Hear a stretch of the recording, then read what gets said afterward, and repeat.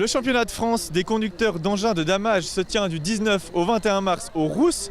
Alors, pour les débutants, c'est quoi un engin de damage?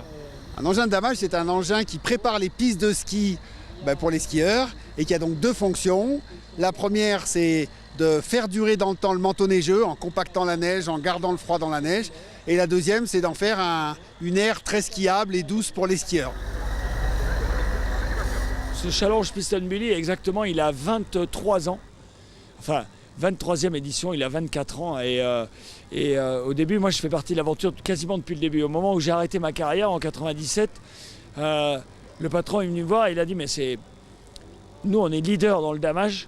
Et toi, tu viens de gagner la Coupe du Monde au général. Tu ne peux pas faire une belle course si tu n'as pas des pistes bien damées. » Et donc, ça lui semblait logique qu'on fasse ça ensemble. Et depuis le temps, on a créé, j'allais dire, plein de passerelles et des choses qui sont communes. C'est un des métiers, j'allais dire, oubliés de la montagne.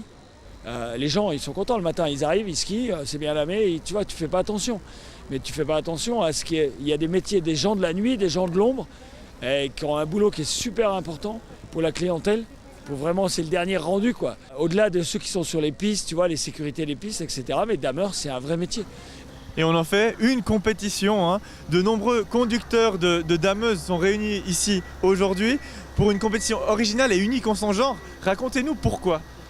Alors c'est une compétition qui permet aux chauffeurs de se mesurer. Et l'idée, c'est trois idées majeures. La première, c'est de faire un petit peu des festivités de fin de saison.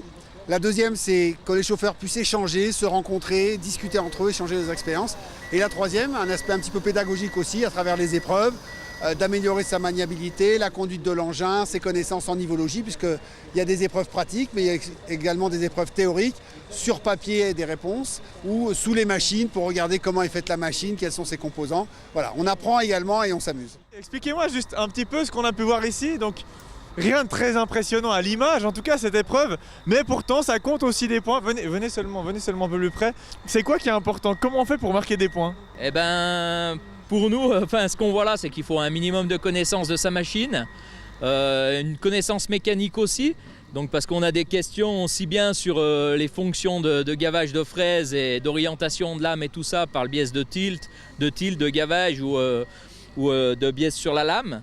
Et puis ensuite, après de la mécanique, parce qu'on nous pose des questions sur tout ce qui est filtre à huile, filtre à gasoil, pré-filtre, les fonctionnements d'AdBlue qui se fait maintenant pour les véhicules qui sont quand même assez écologiques. Donc du coup, il faut qu'on justifie comment ça fonctionne et leur utilité, quoi. Et comment ça s'est passé pour vous?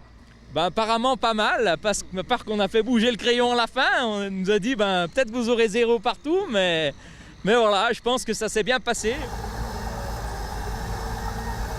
Alors Didier, là on est sur si je comprends bien, c'est une épreuve d'agilité. Est-ce que vous pouvez nous expliquer ce qui se passe derrière nous? L'épreuve derrière consiste à manier la lame de façon à faire passer une petite extension de la lame entre deux tringles sans les toucher ni les faire tomber. Donc on teste l'agilité du chauffeur sur cette épreuve.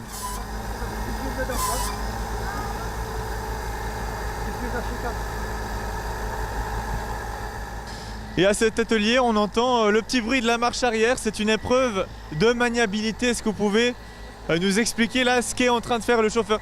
Oui, c'est très difficile. En fait, le chauffeur effectue une marche arrière.